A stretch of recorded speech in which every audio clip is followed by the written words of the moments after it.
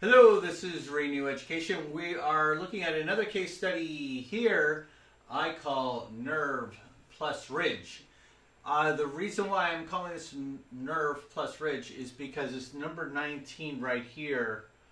When you combine a yellow nerve with a yellow perio or yellow ridge height, you're going to find that it's going to be very difficult to actually get an implant or some restorative implant in this, whether it's a bicon or any size implant. I'll show you what that's about. We're going to look also at this existing implant that somebody had placed. You can see that there is a bit of a sinus bump. We'll talk about that. We will talk also about this tooth over here ailing. And then, of course, I wish maybe they could have got the wisdom teeth out too. So let's look at some of the highlights of the treatment assessment.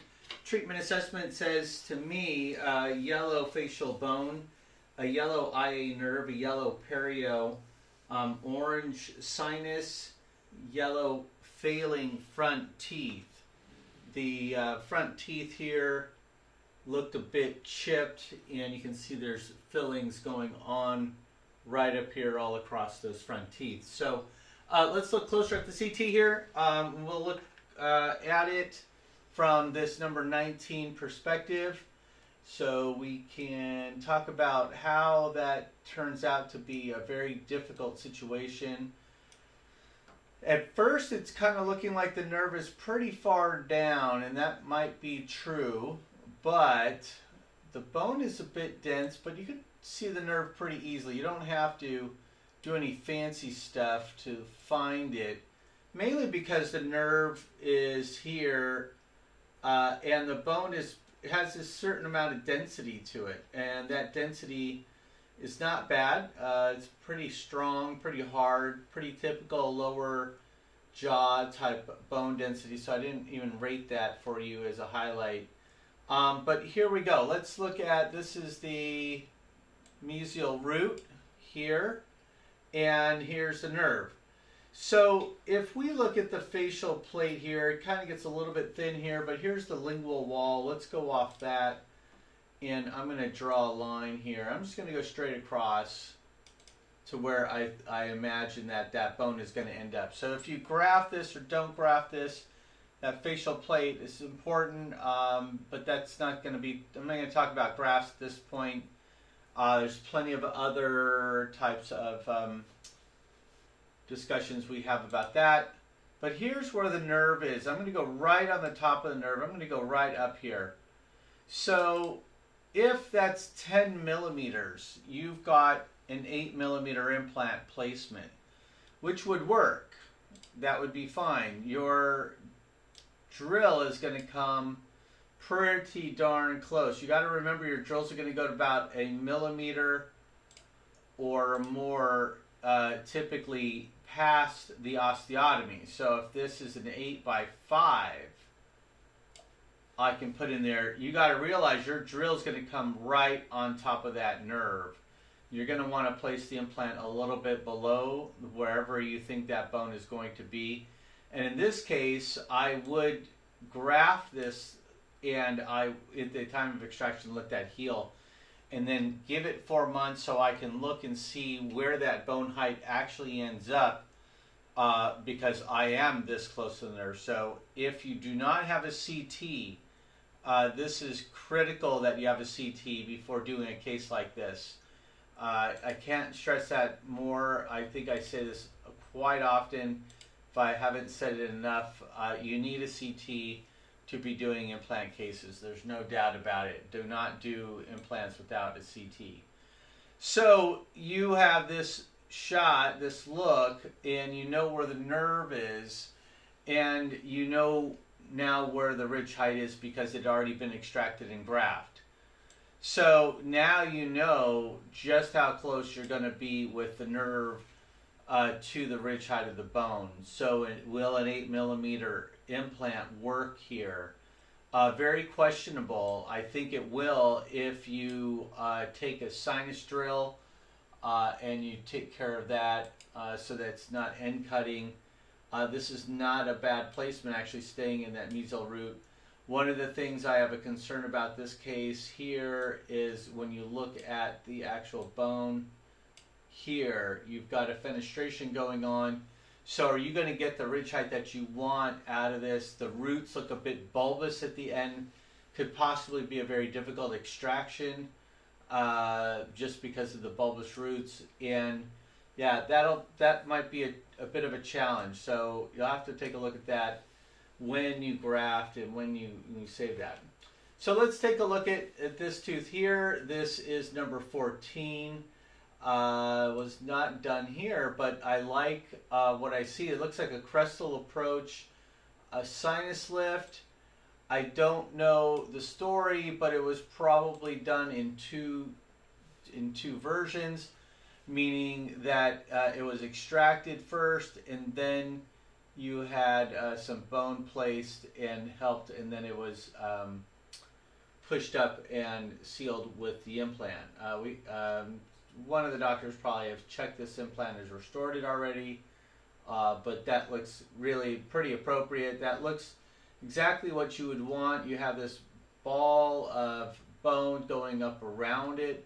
Almost looks like a native root structure where they go into the sinus and fills in with that cortical layer of bone. So that's pretty cool. Let's now look at number 3. And it's interesting to me that this patient's losing all the first molars here. So I would be suspicious of that one being in trouble. Clearly we have periodontal disease going on here, and we have, like I said, some issues possibly with the front teeth. And definitely a funny occlusion developing in this way and going across here. I'm not really sure what that'll mean, other than that this person's definitely a grinder and probably goes front to back. I call them cows and rabbits. So this is a rabbit, not a cow. Cow I think of as side to side chewer. Rabbit's front to back chewer. So if we look at this case here, you can just see how much bone is actually eaten away, how much bone is missing going into the sinus. So once again, if you did a single tooth graft here, you better beware of this fenestration here going on that. That's the palatal root area. So you're going to be stuffing a lot of graft up into the sinus. And it looks like it might be fenestrating out the facial wall. So you definitely want to graft this. It's a question of matter of when. When you take this out, you got to be careful not to shove too much in that palatal area. Maybe just a little bit, but you got to check that first.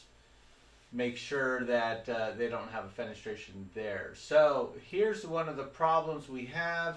We have very, very thin bone around the actual root structure here. Maybe you'll get away with that, but that means you only have, at best, you're going to end up with 4 millimeters of bone from the height of wherever you grafted it. Hopefully it stays all the way to the sinus is only 4 millimeters. Well, that's the bare minimum you're going to need to secure an implant up when you do a sinus. So you could do the sinus elevation and this together. However, I don't like that idea myself because I don't like having an implant going into the sinus with a 4 millimeter.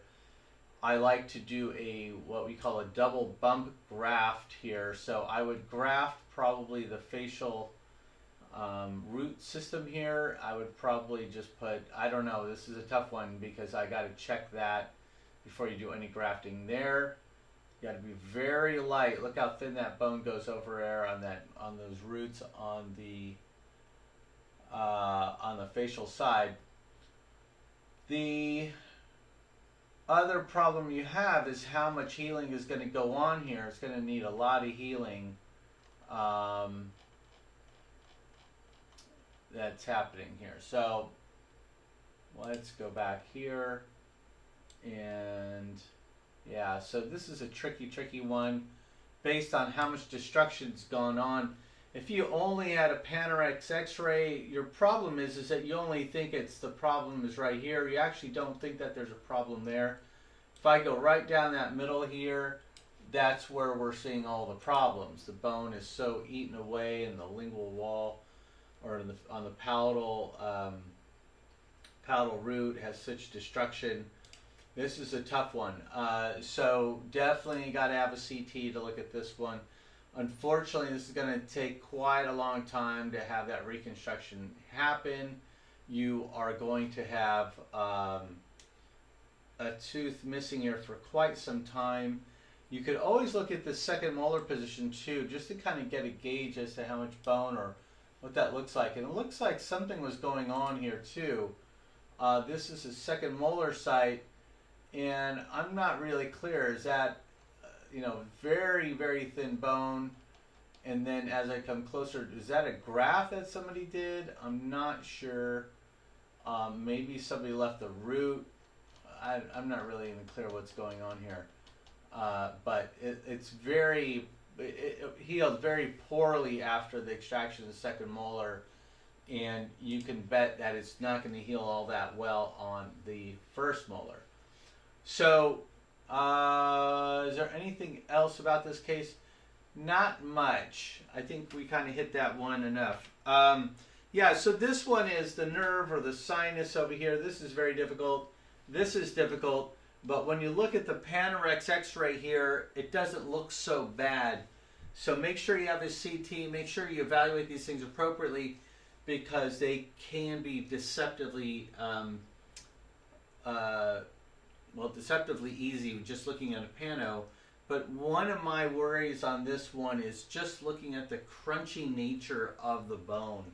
So I would be looking also at medications and how they're, how maybe their healing pattern works a little bit better, or if they've healed. Clearly they've healed here, so that's a good sign. So they get a positive there. Anyway, that's it for today. Look at our other case studies that are going on, and you can follow us on Facebook and obviously YouTube, and subscribe please. And we'll catch you at a live broadcast sometime. Great, thanks.